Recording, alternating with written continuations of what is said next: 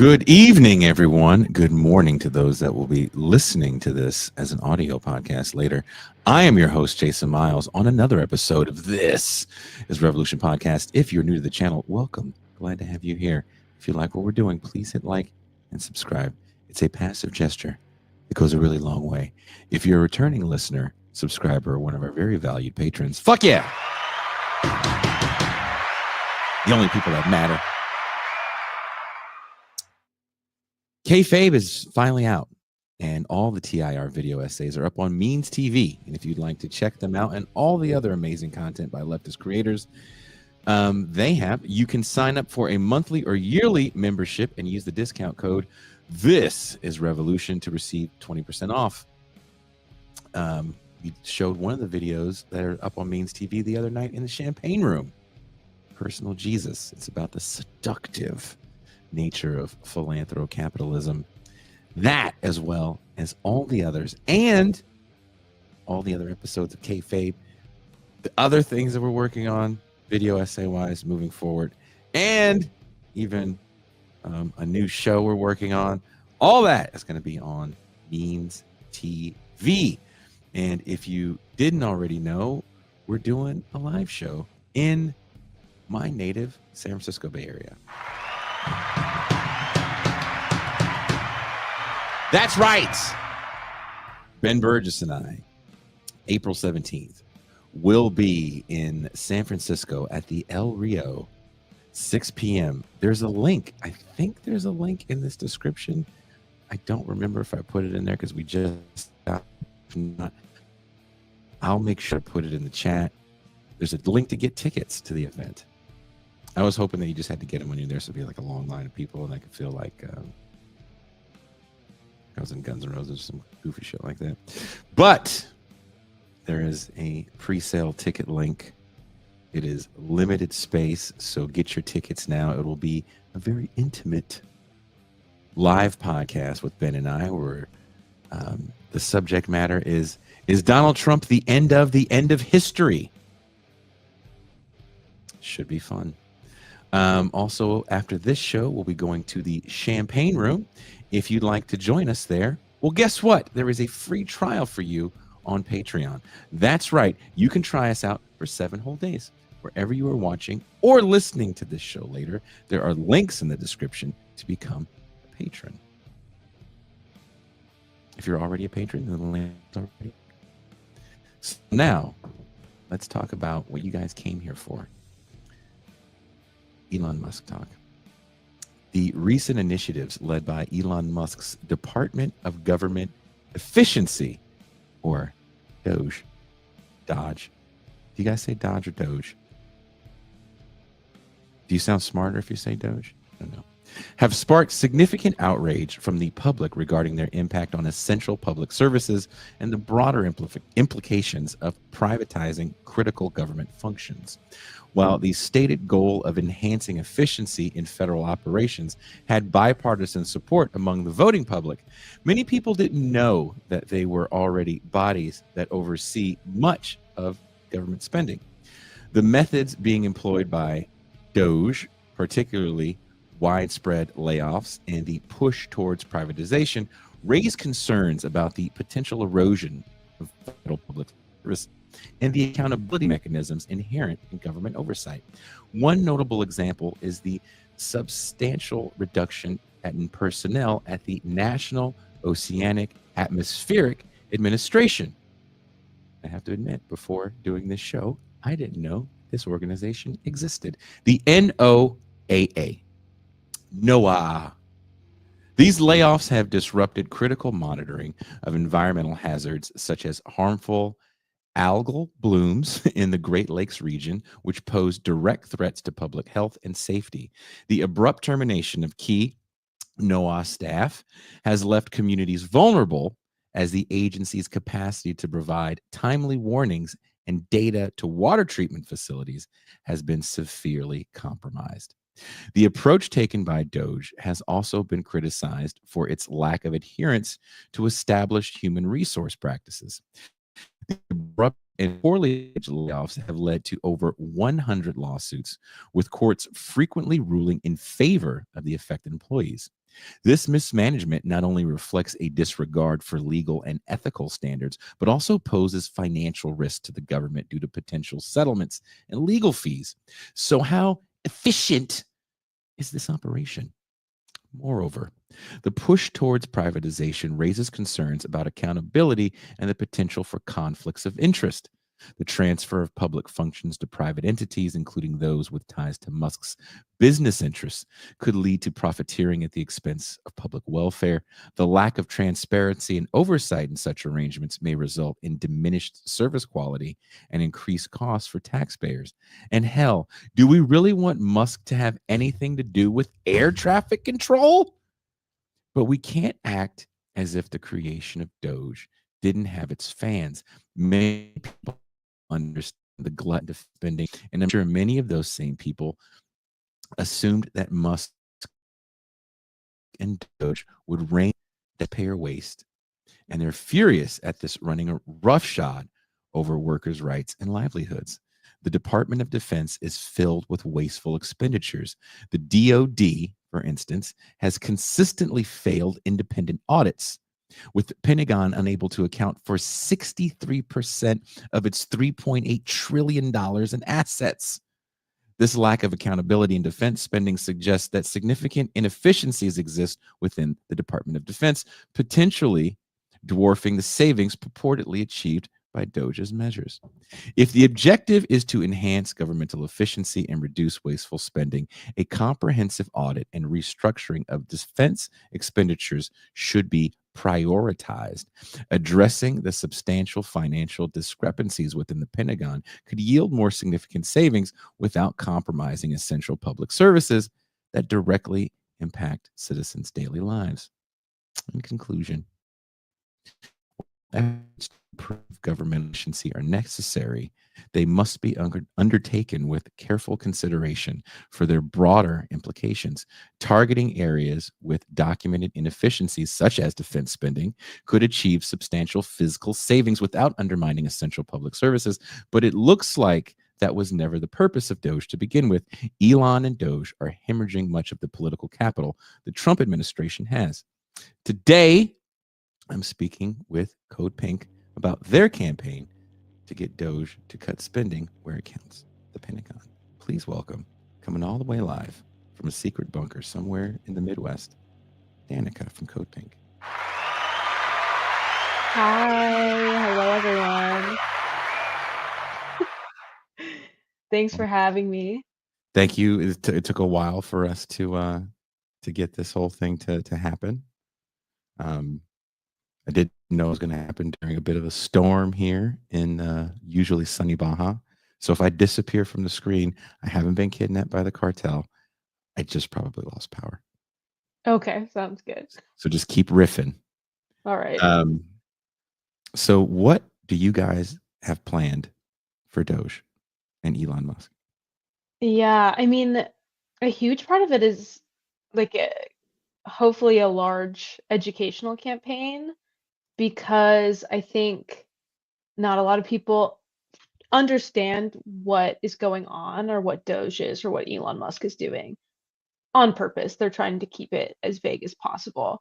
So we're trying to educate people as much as possible about what his like mission really is and also call out the blatant conflicts of interest that are presented with Elon Musk running Mhm. something called the Department of Government Efficiency. He's one of the largest government contractors. Um, so, his contracts come from NASA and the Department of Defense, which he's tasked with cutting the budget of, which is interesting. And I think to most people would present a clear conflict of interest. We went to the or Code Pink, our team in DC. I'm in Chicago, but our team in DC went to one of the Doge caucus because there's Doge as an agency or whatever, and then there's the Doge caucus. I hate saying Doge; it's so corny. I don't know what to say. Is it Doge? Is it Dodge? It's Doge, unfortunately. That's even whacker. Okay. Yeah. And so we went, there's a Doge caucus in Congress with members of Congress who are super focused on government efficiency. Um, I will put that in quotes, government efficiency. Mhm. Um, and we went to their press conference last week or 2 weeks ago with our signs to cut the Pentagon because, as you said, they've never passed an audit. Mhm. Um, 50% of the Pentagon budget goes straight to private contractors, which would allude to them never being able to pass an audit. And it's just, siphoning money from American taxpayers to fund war when we should be funding life affirming services like healthcare, Social Security, veterans benefits. Um, so while Elon is talking about government efficiency and cutting the deficit or whatever, he's Mhm. actively cutting social services and not actively cutting the Pentagon budget because he's a huge government contractor. Doesn't that where most of his money comes from? Yeah, it is. And a lot of these companies that are government contractors, like that, the government is where a lot of their money comes from. I think it's over 70%. I think it's, yeah, I don't want to get the wrong number, but it's over 70% of Lockheed Martin's revenue comes from the US government. Jesus, Um, yeah. it's kind of frightening. What are some of the potential long-term consequences of privatizing essential public services on societal equity and access? Yeah, I mean, there's a lot. I mean, first of all, in the US at least, private companies don't have an incentive to actually take care of people. The government has a bigger incentive to do so because taxpayers fund the government, we make the economy run, et cetera, et cetera. But private companies don't really, they're not able to do that. And what Elon is doing at Doge, essentially, like the nitty gritty details of it, besides laying people off and just like trying to cancel contracts illegally, is using like AI to try and weed out people's jobs and replace it with AI and with technology. So you're not having a human make those decisions, which presents an issue, obviously. Um, and also when you get into like things like social security, Elon's been talking about cutting social security because it is costing money. That's just money that workers have paid into that they Yeah. deserve rightfully when they retire. So I don't even know how you privatize something like Social Security. That is money that workers for decades have been paying into the government to rely on when they retire because we don't have a good system set up for people who retire.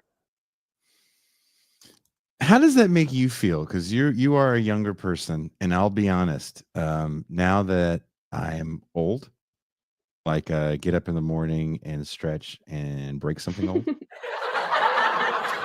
And you're not even close to that yet. You can still do all the fun. You can stay out to the wee hours of the morning and just go to work, fresh faced, right? You could do that.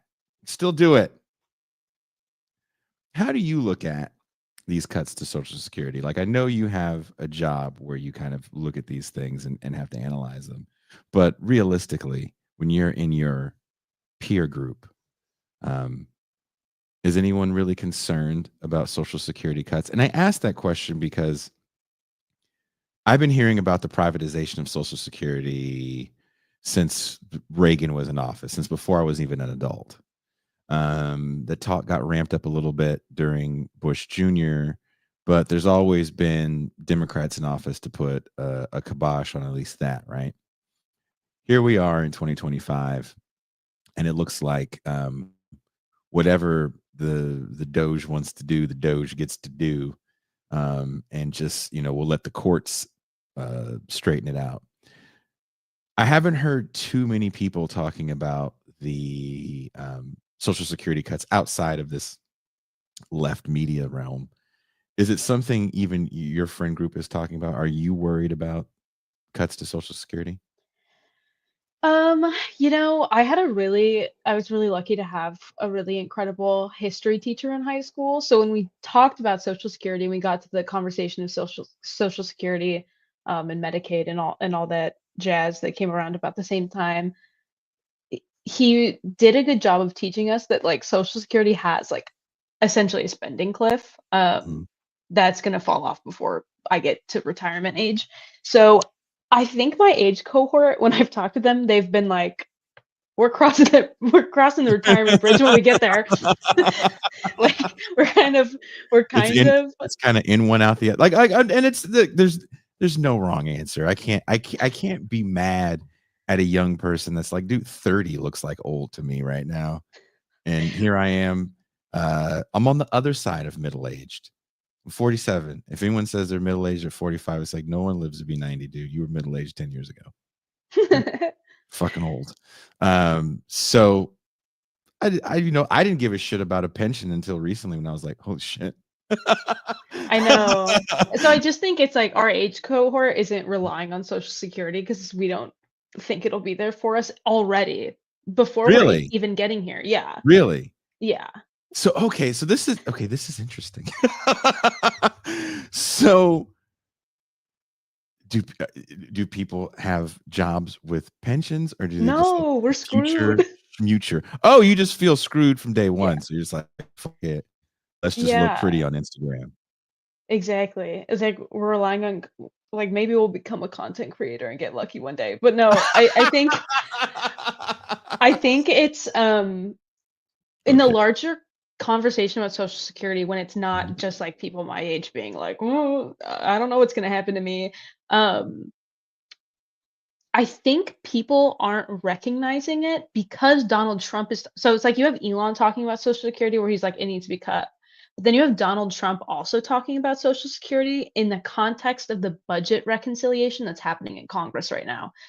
There's a lot there. But on the Social Security front, Donald Trump is saying that they're including an amendment in that bill that would get rid of taxes on Social Security income. So that sounds good, I guess, to someone who's like who can't afford the $16 eggs or whatever, um, who receives Social Security. Mhm. But in the whole scope of the budget reconciliation, whatever that would give to people is pennies compared to they're including four trillion or 14 trillion in tax cuts to the wealthy. Hold on, let me look at my notes. 4.5 trillion over the next 10 years in tax cuts to the Tax wealthy. cuts. To Ah, the beautiful. so it's and they're including 800 million or 800 billion in cuts to um Medicaid and Mhm. and Medicare. So and also cutting funding for the Affordable Care Act that gives tax credits monthly for people's monthly premiums if they qualify under a certain income. So they're throwing like, oh, we're going to get rid of taxes on Social Security. We're going to get rid of taxes on tips for tipped workers. It's pennies. It's pennies. They're actually stealing our money in that bill by giving so many tax cuts to the wealthiest people in our country. So, um, so you and your friends get together and it's just like, "We're cooked," and then someone just like, "Pour me another drink," and then you just start drinking more and, like, just say, "Fuck it." Is that what happens? Yeah, I mean, some of my friends are like talking about Roth IRAs, but it's Those are the like not cool ones? how do you even how do you even contribute to a Roth IRA if eggs are $16 or whatever? Like, how do you even do that? The rents are so expensive. I wish I could be a fly on the wall for this, "Where's the Social Security slash the eggs are expensive" conversation. Is it the eggs are expensive, or is it like, "Oh my god, the omelets at that place we go to are so much more expensive now?" I'm not having that conversation. I bet there are people that are though. I'm not an omelet girly You're not an o either. you don't eat eggs. I do eat well, not with these damn prices. No. I mean, so Well, maybe you're just an old soul, Danica, as they say. maybe. Um, that was the most old lady response. I just I was talking to my aunt, and my Mhm. mom passed away 11 years ago, but I was like asking her my aunt what I was like when I was a kid, and she was like, "Your mom called you." a 40-year-old toddler. I guess I've been like this for a while. I mean, well, if you're walking around the house, nagging everybody about, Egg I'm prices and not Roth going to the IRAs. store today if you're gonna act that way. I'm not gonna, if you're walking around like that, then maybe there's some truth in your auntie's description of you and your mom's description of her grown woman child. Well, grown woman child, we're not done with you yet. Given Code Pink's history of challenging excessive military spending, how can this movement leverage Musk and Doge's supposed commitment to efficiency to expose the Pentagon's massive financial black hole? Yeah, I think now I know people don't like talking to each other anymore, and like we're only online a lot of the time, but I think the one of the biggest things regular people can do right now is learn about this, like learn about Pentagon spending in this current context that we're in, when we have, you know, these de facto leaders like Elon Musk talking about government efficiency, and ease into the conversation about Pentagon spending, because if you talk to regular people, like I think most Americans aren't like that politically aware a lot of the time, but the cost of living is something that you can talk to anyone about, unless they're super rich. Like our neighbors and like the people in our community are all struggling right now. And if you can talk to them and be like, we send over $1 trillion to fund war every year, and it goes to this like funding black site that can't account for its money, and half the money goes to private companies, like they are money laundering our tax dollars. And what do we get in return? Crumbs. Like we don't get anything. We don't have free healthcare. We they're cutting veterans benefits. They're cutting all these things that we need to survive in such a scarce economy. So I think that's something, and like everyone can get behind, and it's a conversation we need to be having now. Um, and as far as outside of, because like people need to be mobilized on this, like people need to be organized around this as soon as possible. Because like I said, we're having this reconciliation process in Congress right now, which I won't get into the boring details of. It's like super boring and complicated. But essentially, they're trying to pass a budget bill through both, the House and the Senate. They both had their own bill, and they're reconciling it. That's why it's called reconciliation. Both add billions of dollars, over $100 billion to defense spending. On the Senate side, it's through militarizing the border. And through the House side, it includes these cuts to government programs that our most vulnerable populations rely on in the US. So I think, you should be calling your reps about that and making it known that you don't support, like, while people can't afford their rent, while people are becoming unhoused, while people fall, we have the most personal debt we've ever had as a country. Mhm. While people fall further into debt, their credit scores get destroyed. They can't get approved for apartments. They can't find an apartment they can afford in the first place. They can't afford to go to the doctor. They can't afford to feed their children or give their children insulin. Why, like, you should be calling your reps being like, why are we sending money to the Pentagon when I can't afford to feed my kids?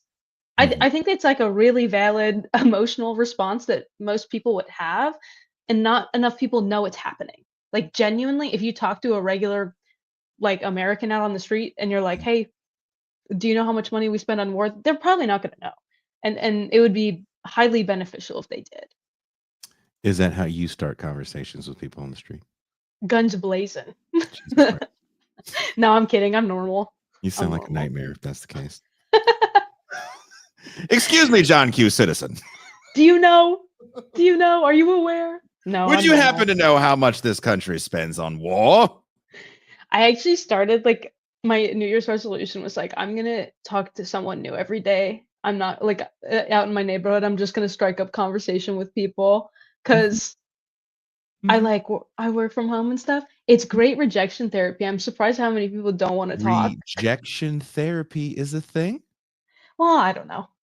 Oh, you created the word? Because I'm afraid that if I've that's heard a of real it. thing, you've heard of it. Are I've you heard of lying? it. Are you lying? No. 'Cause I if can not, Google it right now. don't lie to us. Rejection therapy. You're Googling rejection therapy. Self-help technique that involves intentionally seeking out rejection in order to build resilience. There you go. Do you feel more resilient now? Um, I'll get back to you. Okay. Musk. I'm probably not going to get any more requests from your PR people after this. I can't have you on that show anymore. Musk and Doge claim to be cutting waste in government, but they've targeted public services, like you've said, instead of the 850 plus billion Pentagon budget. How can you reframe the conversation just to highlight the military spending as real waste? I think someone mentioned it in the comments that when people think government, they think the DMV. I had to go to the DMV last Friday. I was there for over 2.5 hours to get my tags. And I wasn't mad necessarily, but it definitely wasn't a happy experience. I do believe parking tickets in the DMV is where people, get most mad at government spending. Mhm. Maybe the post office, if someone still goes there for their eBay business. I'm sure they have a lot of complaints about that. But do you find it's hard to have this conversation since most people kind of have in their mind because they do have these interactions? The only interactions they're going to have with government are probably going to be negative unless you're talking to someone that's receiving a service. And even then, there's so much bureaucracy and red tape to qualify for said service, to get said service, to keep making sure you get said service, to talk to someone if there's a problem with your service. And I'm not saying this that government services are just inherently evil. I'm just saying that there's issues with them that everyday people will have. How can you tell someone, oh no, cutting these things is bad? We need to look at the military. They're gonna be like, dude, I'm not even worried about the military. Can you cut the spending at the DMV? Yeah, I mean, I think you have to start from like a basis of relatability, which is like everyone can relate to like I got a parking ticket and that's annoying. Or going to the DMV sucks. I will say if there's anyone in the Chicago area, the downtown DMV, no appointment. I was in and out of there in 20 minutes. So I do recommend it. But uh I think when you're talking about government spending, I think it's good to be able to identify where people see the government in their lives because I think it's not on people's mind a whole lot. So I try and take it back to the paycheck element of things Okay. and national. So it's like everyone, everyone who works a job gets money taken out of their paycheck. And then at the end of the year, when they file their taxes, they get to see how much money was actually taken out of their paycheck. Um, and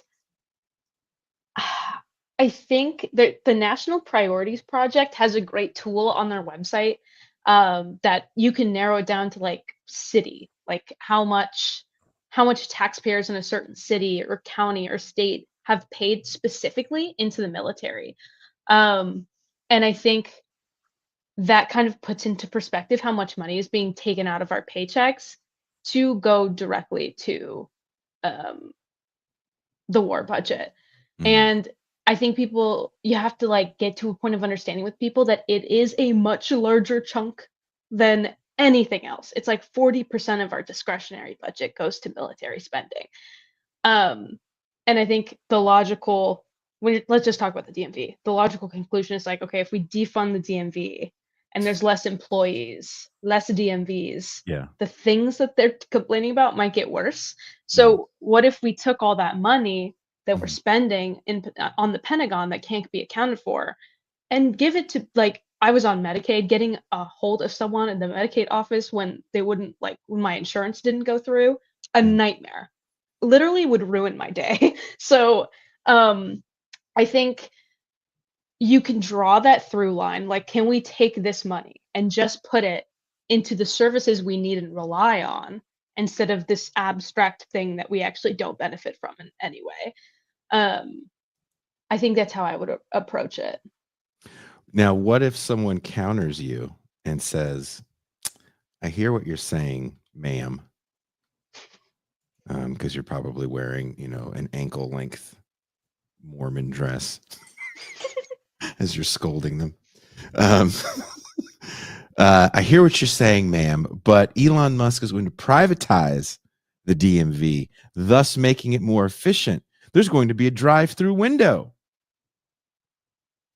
What do you say then?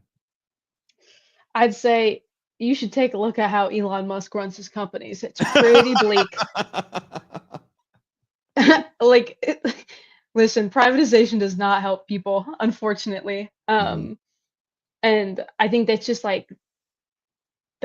it goes. It's like if Elon Musk and Donald Trump, like the businessmen are insisting on privatizing these, like you have Mhm. to know it's just for profit. Oh, They yeah. treat their workers badly. Like they're not going to treat people well because they haven't. But what if that person goes, I don't care how they treat Johnny, the fucking DMV teller. I just want to get in, get out. And I know that can happen once they privatize it, cut these big salaries, and bring in some good old fashioned exploitable illegal labor. What That do you say person, to I might have to move on. that? You just give up? No, I think I'd have to think on it longer, but like it just privatizing social services never worked. They're going to Mhm. replace the workers of the DMV with AI. Oh, that's gonna go great. That's gonna go great. It'll be like that scene in Idiocracy where the dude goes to the doctor and he doesn't have the right symptoms. And yeah, chat DMV, somebody says jokingly. But Elon Musk wields immense influence over online discourse. It's Um, unfortunate. maybe is I remember when he had first bought. I remember way back when he first purchased what we now call X, and everyone was talking about how they were going to leave it, how much it sucks. People are still there. Has it gotten any better? But I believe he bought it to shape the online discourse and public perception of what's going on. What strategies can CodePink use to cut through that narrative and make the Pentagon waste the dominant public issue? Yeah, I mean, I think we've done a really good job at infiltrating the narrative, and that's it is exactly why he bought Twitter. And if you go on Twitter, it's just like for the I don't follow Elon Musk on X, but if I open my feed and it's just the For You page, not the following page, because there's like two things you can toggle between. It's just his tweets. It's just his tweets and then people he retweets. Um, so I think we've done a good job. Like one thing we've done is like use the buzzwords they're using. So like government efficiency, Mm. waste, spending waste, deficit, debt, that kind of thing. So we've used it to infiltrate like that narrative and put our own narrative there. And we show up at all their stuff. Like we are at all of their stuff, all of their hearings, all of their press conferences.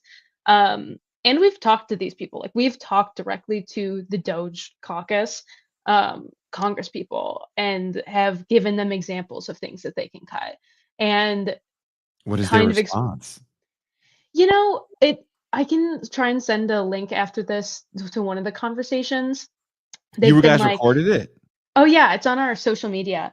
Um, one thing they've asked is like, "Can you send specific things that we could cut, like, legally without, violating government contracts?" Which they don't care about anyway, they're doing it, but forget about that. Um and we've included things like the F-35 program, Ooh, the yeah. most expensive weapon system ever in US history, $1.5 trillion dollars, coincidentally the same amount of in student debt. But it's had massive cost overruns over the years. Um it sucks. The plane crashes all the time. And so those are examples that we've given them, and they've kind of in those conversations exposed themselves as being a little bit insincere, if you could guess. They're pretty insincere in their care for government spending. And my take on it is we're not just in like a height of personal debt in the US, we're also at a height of national debt and corporate debt. Um, and I think they're reacting like a crisis economy. Like they're reacting in desperation, and that's why they're talking about cutting the government spending so much. Mhm. Um, but because of what the US has learned from World War II as when we emerged as a world power and boosted our economy off war, that's like our learning habit. Like we realize that if we funnel money into war, we make a bunch of money, but that's not really the case anymore. And that's, for example, Donald Trump's cutting off aid to Ukraine. Yeah. Um, it's just not true anymore. Like we're not the only power in the world. We can't be the ones making all the decisions. Um, so yeah, I think sorry, I got kind of off on a tangent, but we intervene in their messaging by using the same buzzwords, but Mhm. using our messaging is I think one of our biggest tactics, and then showing up to wherever they are. Well, look here, Danica. This show is tangent friendly. Okay, Okay, cool. definitely tangent friendly. Um, Now here's a be honest on this one. Even some conservatives have begun questioning endless Pentagon spending. Can Code Pink build unexpected coalitions to increase pressure on Musk and Doge from multiple angles? Or would you rather not get tied up working with certain conservatives? I think we're like an outcome-based organization. Mhm. So I think my primary concern is cutting the Pentagon budget.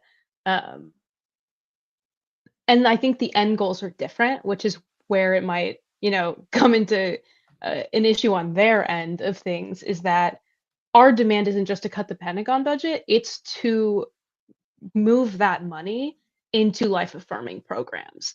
And that's kind of where it gets dicey, like where they stop agreeing with us, if they Mhm. do agree with us to a certain extent. You mean And like care for abortion or something stuff like that? just like healthcare in general, like Mhm. give us universal healthcare. Gotcha. Stuff like that, education, all that. Um, so yeah, I think if the outcome is cutting the Pentagon budget, that's great, but I don't think we're fully fulfilling our mission as an organization if we're not moving that money to funding life affirming programs. So if the stars align and what's that lady's name? What's the woman's name that got caught in the movie theater with the dude? Which congresswoman is that? It's the Colorado I'm one, right? Dark haired Bobert. Bobert. Yeah. So if you see Bobert and she's like, I can't stand this government waste. Do you work with the Bobster? She hates us. So What did you no. do? Did you call her a name? No, we didn't call her any names. We're very respectful. They're the ones that call us names. Um, but we post all the videos. They're all there. They're all on our social media of our But are you interactions with members editing of out when Congress. you called her see you next Tuesday? No, I would never. I would never. But no, they don't really like us, but we have um there have been I can't think of the exact letter, but there's like even instances where like Ilhan Omar and Marjorie Taylor Greene have been on the same uh resolution or letter of some sort. So it's not unheard of. Um, but also these people just kind of hate us and accuse us of a bunch of different things. What So does Bobert accuse you of? Bobert specifically, I get them all confused in my head, like the really I right-wing can't. America First people, but the constant one is like, we're terrorist supporters, which is just Oh, laughable. weird. That's all Yeah. that's I mean, I feel like that's probably par for the course for you guys. Oh yeah, this everyone says that. Like every member of Congress, Democrat or Republican, usually. Oh, really? Even the Dems. Oh yeah, Who's the worst Dem to you guys? that's so hard. Richie Torres has been really bad on the issue of Gaza. He yells at us all the time. He yells at you like just randomly. He calls up and just yells in the phone, then hangs up like that. No, no, like we'll see him in Congress and we'll say, "Hey, do you support a ceasefire?" And he'll be like, "You Hamas loving," like he'll lose his mind. Does he call But you guys friendly or expletives? no. One who was it? One Congress member did slap someone's phone out of their hands, like a code pink. I can't remember who it was though. I I saw, I didn't physically meet Medea Benjamin, but she was at a live event that we did in DC last year, and seeing her in real life, my first reaction was, that's a very tiny person. She's teeny and they're They like afraid of her. They run away. and I've also seen them like shove the shit out of that very tiny. That's a tiny person. hmm And when you see that woman, get shoved and everything else on TV, the camera gives you a couple more pounds, but she is definitely under 100 pounds. Yeah. She's a brave one. So Richie Torres is the worst Dem. How is AOC? Is she easy to deal with? Is Yeah. she ambivalent? What I does she talked look to like in Medea. person? I was in DC with Medea like a year ago this month or last month, and we tried to talk to AOC's office about, I think it was the ceasefire letter, or I can't remember. I think it was the ceasefire letter that was going around at the time.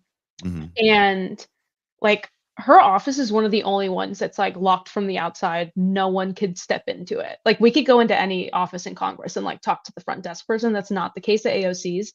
So she's been very elusive, is one thing. And another thing that happened today with her is that that Columbia graduate, Yeah. Mahmoud Halil, he Mhm. got disappeared by immigration enforcement in the middle of the night. He's a permanent resident with a Mhm. green card, got disappeared without like any allegation that he's committed a crime, um, and threatened to be deported. Luckily, a federal judge has like stopped that from going through. But he's still in detention in Louisiana. And there was a letter in Congress initiated by, I think, Rashida Tlaib, but it may have been someone else, Mhm. where members of Congress could sign it to condemn this action to support his release on the grounds that it's completely illegal and a violation of the First Amendment. And uh, AOC didn't sign it, Yeah. which she had time to tweet about it, so I feel like she could have had time to sign it, you know? Would you call her out if you saw her in the street? Would you be like, "Hey, remember that Yeah, letter we you didn't love sign?" doing that. I'm sure Medea's on it if she sees her around DC. Like I know for sure she literally did that. Medea did talk to someone who didn't sign on to the letter today. It may have been Richie Torres, actually, or Hakeem Jeffries. I'm not. Yeah, I think both it those was Richie. guys are non-letter signers in that regard. Um, I can see that. What direct actions or pressure campaigns, shareholder activism, targeted protests, social media disruption, have been effective against corporate military alliances, and how can they be adapted to confront Musk's Pentagon complicity? Yeah, I think one thing that Code Pink started working on more actively under the first Trump administration, because we just realized like we weren't going to get a ton of stuff through Congress at that time, was local divestment campaigns. And I think people understand boycott, divestment, and sanctions like under the umbrella of Palestine a little bit better. But divestment campaigns, in the terms I'm talking about it, is we have we as in people in the Mhm. U.S. have, if they've like city pension funds, state pension funds, state bonds that like states are invested in weapons companies a lot of the Mhm.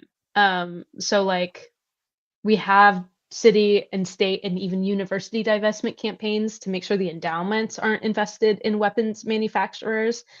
And that does take a toll. And I think it like speaks because we can't boycott Lockheed Martin. They don't sell jackets. I think actually they might.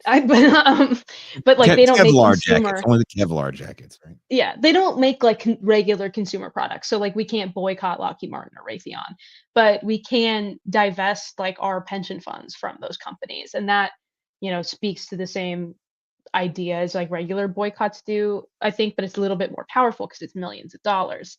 They've been successful. Divestment resolutions have passed in city councils, and CodePink has resources for divestment campaigns on our website. But it's taking millions of dollars away in investments from these companies. It sends a message, and you have a whole of campaign worth of time to make these political statements about why you're doing it. Mhm. And it's a winnable thing in most cases because ESG, or environmentally sound I don't know what it stands for, but like investments in socially conscious investments, investment funds are very popular now. So they like divest stuff from oil and weapons and instead invest in green energy and that kind of thing. They are equally sound investments. So you can't, like, the other side can't really make the argument that it's not sound to divest pension money from these companies. Um, so that's like one thing I would say that works pretty well and is still very relevant now. That feels tangible for people.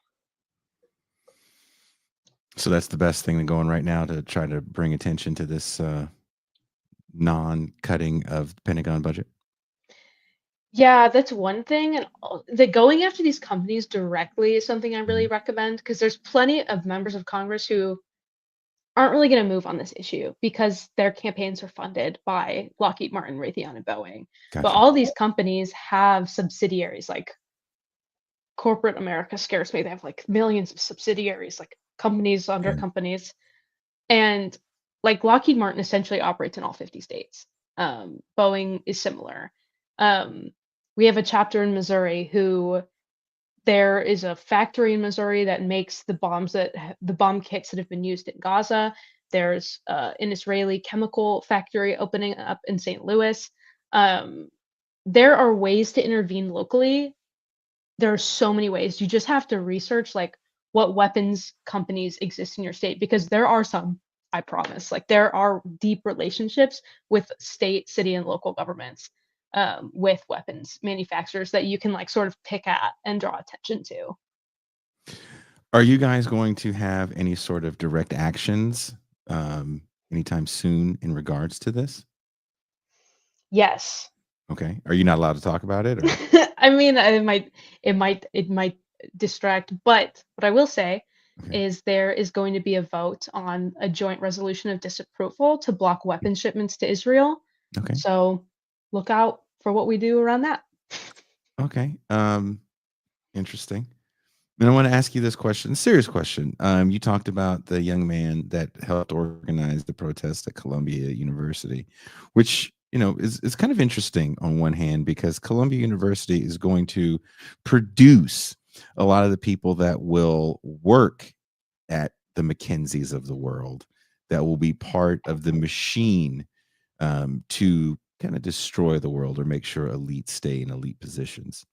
Um, Now, the fact that these people were willing to risk all that because they saw an injustice happen, and then to see someone that wasn't even here on a student visa, was here on I think it was a permanent resident alien. Um, they're attempting to deport him, like you said, is being held up in one of the district courts right now, and it hopefully won't go through. Does that put some fear into your heart? And if you don't want to answer this, that's fine. Are you personally a little more frightened with this administration and what they're willing to do to silence people that object to what's going on? Yeah.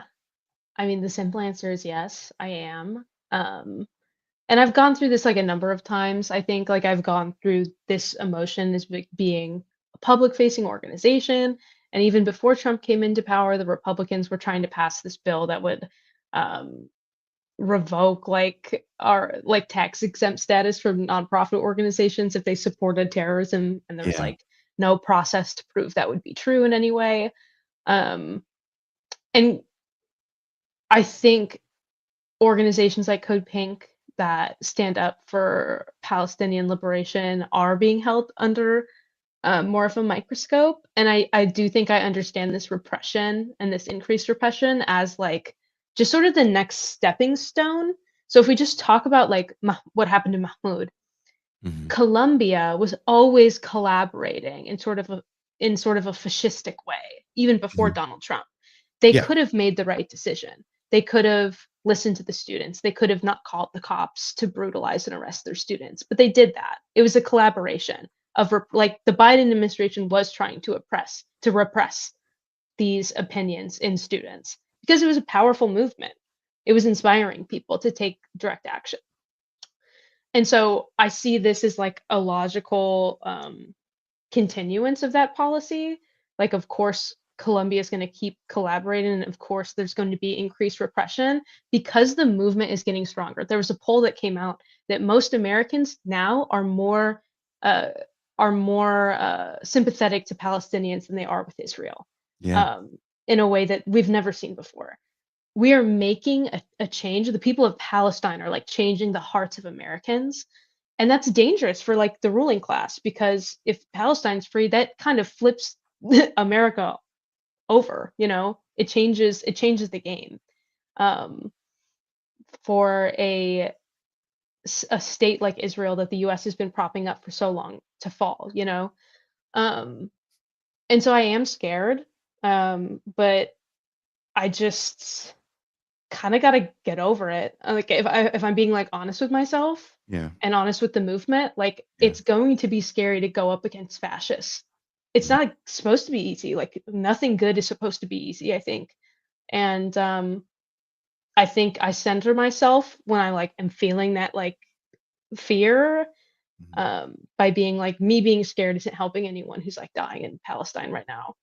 Mhm. It's not helping Mahmoud for me to be scared and be silent. It's actually setting, if I'm silent, if the people around me are silent on what's happening to him, Mhm. no one's going to come to my aid when it happens to me. Why would I want to set that precedent of like being too scared to take action? Like that's how fascism continues to rise. So I think it's just like deciding if your fear is more important or if justice is more important. So you're not scared to sit down for a little bit in prison? Not jail overnight, but a real deal prison, like where the nuns and the priests go when they oppose something. No, Jason, I am scared. That's what I'm saying. But it's You mean you're telling everybody her name is Medea Benjamin? She live at 1414 no, Robin Hood I Way. I This is am the code to the scared, but garage. it's just like deciding of like, I guess I'll just go to prison scared. I don't know. I asked that question seriously because I often feel like people don't understand what's at stake when you attempt to take on power. Yeah. And a lot of I don't, you know, everything doesn't need to be violent protests, but you know, how far are you willing to go for what you believe? And we're living in a very, for me, an interesting time where personal branding is way more important than like what you actually stand for and what you actually do. So, have you encountered people that when it gets a little too hectic, if you will, they go, well, I've done enough. I saw it in the nonprofit world when I worked in the Bay Area. Okay, I've done enough. These people are too much. I'm going to go work a regular job where no one calls me, dumb white bitch today. Like I'm fucking not even a white bitch. but I say that because I've seen so many people that have the education, the good intentions, they know all the history of protests, they're ready to go do it, and it's like, oh man, this is deep, this is scary, this ain't fun. I did it enough. I can say I did it and you didn't, so I'm gonna walk away. What prevents you from being that person? um, Not to get corny, but I'm Muslim. I think my faith really like informs every decision I make. And Mhm. it's like, am I comfortable going to God on Judgment Day and being like, I conceded to fascism because I got a stomach ache because I was so nervous. Like I'm not gonna feel okay Mhm. doing that. So I think that keeps me grounded. I can't really speak to others and their motivations, but yeah, I think that's what motivates me to like stay focused and make sure I'm not like centering myself or um my feelings when I'm talking about things that are bigger than me. Um, so yeah, that's kind of how I frame my take on it. Well, thank you for hanging out with me, Danica. We're coming up on the hour. I applaud the work you do. Thank It's, you for having me on. no, it takes a certain amount of courage to consistently, even if people don't necessarily agree with every stance you guys have, you're still always up there in the face of power. Sometimes literally getting shoved around like that very small woman does. Um, so, and again, I've seen people go, this is too real. Walk away now. You know. So if you're willing to put it all on the line, you've always got my support. So I appreciate you, and your mom would be proud. Oh, that's so sweet. Thank you. So have a good night, and don't get any trouble in Chicago. Thanks for having me on, Jason. Thanks to everyone who tuned in. All right. And wherever you guys are watching or linking, wherever you guys are watching or listening, there's a link in the description to Code Pink so you can find out what they're doing and what's going on. And if there is a direct action, you can find out how to be involved. Is there anything you want to say before I kick you off? Yeah, just check out Code Pink. Follow us on TikTok, Instagram, and Twitter for all those videos I talked about if you want us to see us confronting members of Congress and what we'll be up to in the future. All right. Thank you very much, Danica. Have a good rest of your night. She's from the Bay. She's good people. She's good people. Takes a lot of guts to do it, and that's your job. Oof.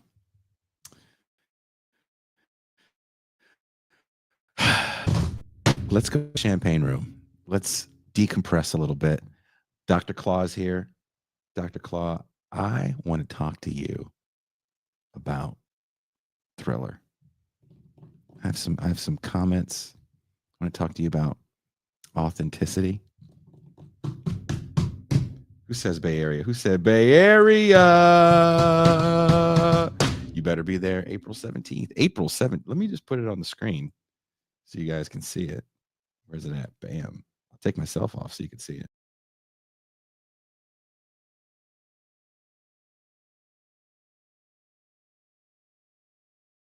You can't hear me talk. I was talking the whole time. How awesome is that? I'll do it.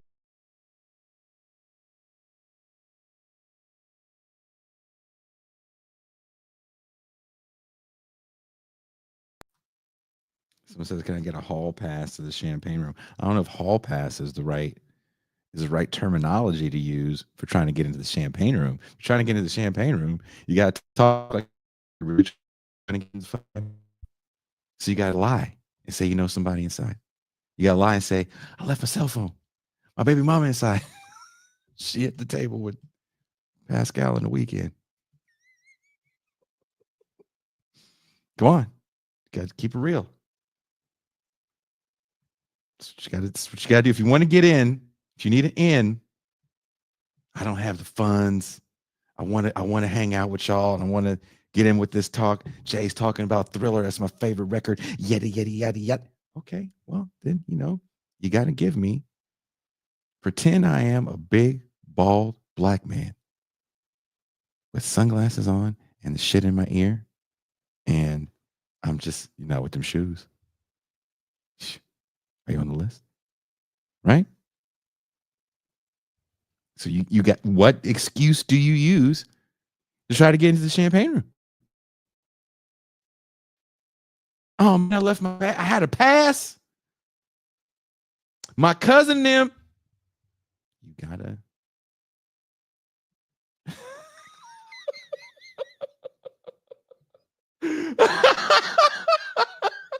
I want. I'm just going to put this on the screen because I'm not going to say this for the audio podcast.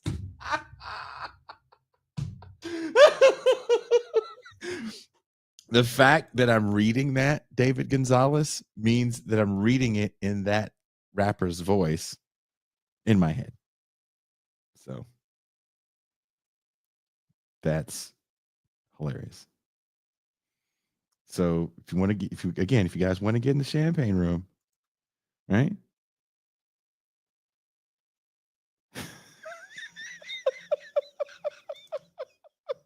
Crust Russ says, very courteous of you, Jason. From Code Pink, all the brown shenanigans about to ensue a champagne room. At this point, champagne room invites only go out to special individuals. The climate right now is high alert. Terrorist code fuchsia. So only cool cats in the champagne room. Fucking no nerds allowed. If you know what a code brown is on this show, you've been around for a minute. I still think that's one of the funniest things that we've done was the code brown. I cut a clip of it. If you don't know what I'm talking about, there's a playlist on YouTube that says clips. Type in code brown. Mitch McConnell gets code brown. So funny.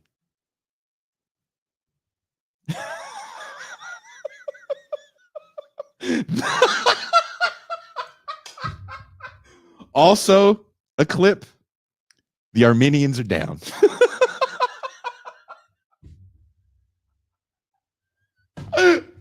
I want to stop recording, but please go look up it's something, just type T-Mobile because it has something. I can't remember what I wrote as the headline, but T-Mobile is in there because this woman was at a T-Mobile store. I feel very confident that she had been up for at least 72 hours, most likely on a cocktail of methamphetamine and God knows what else. But she walks into a T-Mobile store, takes out her passport, opens it as if it's a badge, and says, I'm a federal agent. The Armenians are down.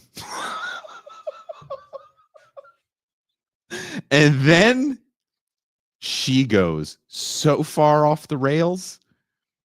We watched that in a show, like it's released 3 or 4 times, and broke that video down. It was me, Toussaint, and Marcus. I have not laughed we laughed really hard that day. But go back. If you haven't watched these things, if you're like, what are people talking about? I don't know what a code brown is. Is it a UPS thing? No, it's not. Be funnier than that. Oh, we just talk about UPS. It's you just have to watch the clip. There's lingo. If you're gonna come here, right? You want to sit at the cool kids table, you got to understand some of our inside jokes. So I put as many as I can in the clips. So there's some champagne room stuff in there, like the AAVE guy, me and Toussaint doing play-by-play for a junior high dance-off. Again, Code Brown. The first appearance of Pog Chaser MLK. All that's there. You want to be down with these wonderful chatters? There's only one way. Go watch those clips. Go do that first, and then you can come hang out with us. Maybe, if you're cool, at the cool table.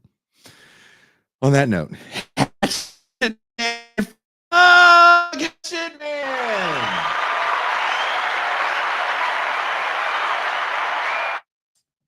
Andrew Mulhern, anti-racist, racist Slick Rick was something I literally made up in the spur of the moment. And I don't think I could ever do that again. So if you remember what episode that is, let me know because I'll try to find it. Because that was, I don't know, we were just on one that day. And anti-racist, racist Slick Rick. It's kind of one of my favorites. It's definitely up there. But I can't, it's one of those like, I can't do it again. I could try and it just wouldn't be as good. So I just won't.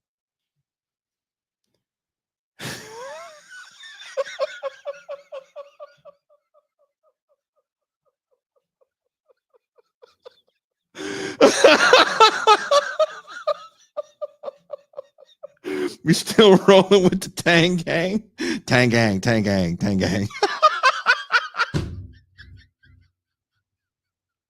Remember, this is a gang sign. This is war. Gang sign, war.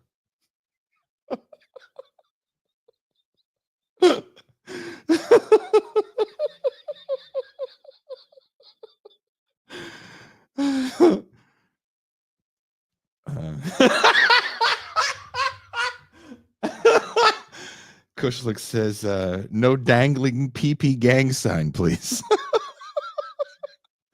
But Kushlik, if you are part of the Tang gang, then this is your gang sign. Remember, this is a gang sign, and this is an invitation. So there's two different things going on here, right? It's down, you want war. It's up, you want a party. So just remember those two things.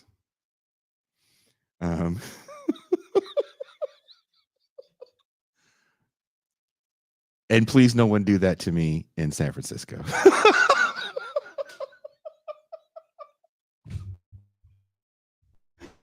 I don't know what to do if we walk out on the stage. It's like, hey! I was like, oh shit. And then Ben Burgess is gonna look at me like, what? Is that a Bay Area thing? I'm like, oh, shh.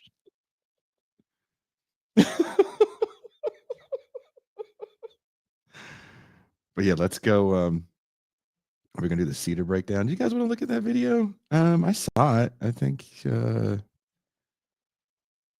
mean, I'll say this on the main show. It was sad. Not sad in Sam's didn't do anything wrong. The people didn't. Oof. Alex Herbert sent me something. He goes, I don't necessarily agree with all this. He goes, but this is really good, and I'm glad that he did it, and I'm glad this is out there. And I agree with Alex. It's caught on. I think it's got millions of streams. But we can talk more about it in the champagne room. I don't think Sam did it. I think he handled it. He was made for that situation. The Rocky training montage is what Sam Cedar was doing beforehand. And that situation is where you want Sam Cedar. That's how I look at it.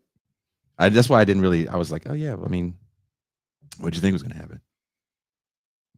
It's yeah, Sid, I agree with you 100%, Sid. MAGA's not sending their best. But I don't know how MAGA those people really were. They honestly felt like internet influencers to me, or actors. There's a certain comfort they had in their ignorance, and people can say, well, that's all those people. It's like, yeah, but again, this is an era of personal branding, and whatever I say, no matter how wrong it is, I'm going to say it with confidence, because I don't care about wrong or right. I care about virality. Right? I care about it going viral. That's all I care about. And when you think about it from that perspective, you have to kind of ask yourself, like, are these people really representative of anything other than their own personal self-interest? I mean, look at the description on the show. Everyone wanted to make sure that their Instagram pages were on there. So let's go to the champagne room. Let's go talk. If you guys want to talk about that, let me know. We can fucking rap about that if you really want to. But I want to rap to Claw and the other two black people that watch the show. If more than two black people watch the show, I need you to start leaving that in the comments. And I am a black person. I won't believe you, but I will not believe you until I see you. Ken says call in. Ken, there's 37 cents in the call in budget right now. 37 cents. I have 3 more days before they shut the number off. And I'm going to wait till the last goddamn hour, Ken. So we can't do a call in just yet. If there was a white Dr. Claw, would he be a white claw? You bad. Okay. Let's go to the champagne room. I'm excited to hang out with you guys. You guys are excited to get there. Let's just go straight into it. Thank you for watching. Thank you guys for listening. Share this show with your friends and let them know, hey, there's this colored fella and he's really funny. And you can watch him even though he's colored. You can watch him beyond February. He doesn't always talk about colored people. So share the show. Let's get out of here. Peace. Wait a minute. Where's the outro?